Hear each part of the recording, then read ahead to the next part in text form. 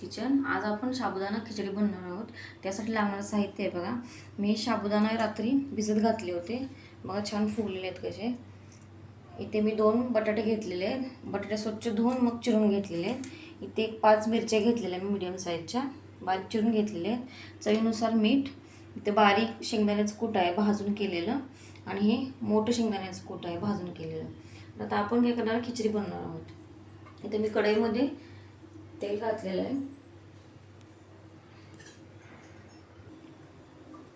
तेल गरम झालेलं आहे बघा। आपण आता याच्यामध्ये अगोदर मिरची घाललेली आहे।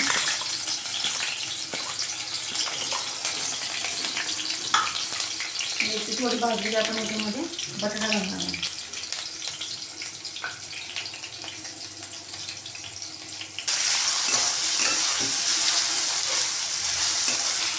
इथे बघा बटाटा टाकलेला आहे आपण तेलामध्ये।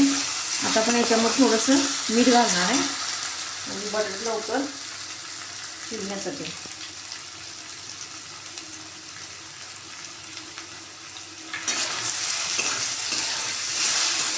बटाटा चांगला फ्राय करून घ्यायचा आहे तेलामध्ये। इकडे आता बटाटा भाजतो तोपर्यंत आपण काय करूया, या शाबूमध्ये आपण काय करूया, कूट ते घालून घेऊया।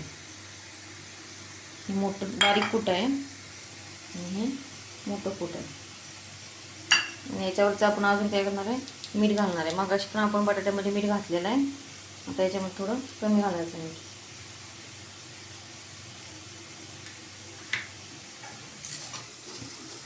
बटाटा बघूया आपण इकडे भाजलाय कसा। बटाटा बघा असा कट होतोय हा, मग छान भाजलाय बटाटा हा। आता आपण याच्यामध्ये काय करूया, शाबू घालूया।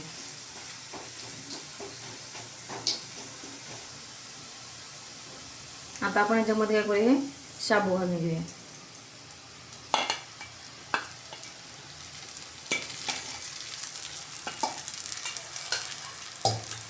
गॅस बारीक ठेवलेला आहे मी।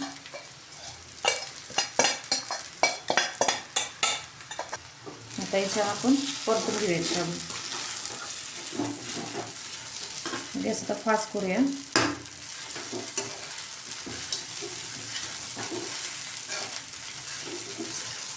इथे बघा 4 ते 5 मिनिटं शाबू चांगले परतून घ्यायचे। शाबू चांगले परतले की खिचडी कशी चवीला होते, नाहीतर मग कच्चे लागतात मग खाताना असे पितळ। इथे बघा 4 ते 5 मिनिटं शाबू छान परतून घेतलेले आहे। आता आपली खिचडी खाण्यासाठी तयार आहे। तर आपण आता खिचडी खायला घेणार आहोत। गॅस बंद करूया। खिचडी कशी गरम गरमच छान लागते, गार झाल्यावर छान लागत नाही।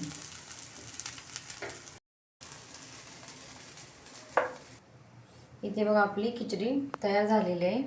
मी पापड अगोदरच तळून घेतले होते खिचडी बनवायच्या अगोदर, आणि त्याच तेलामध्ये परत मी खिचडी बनवून घेतली आहे।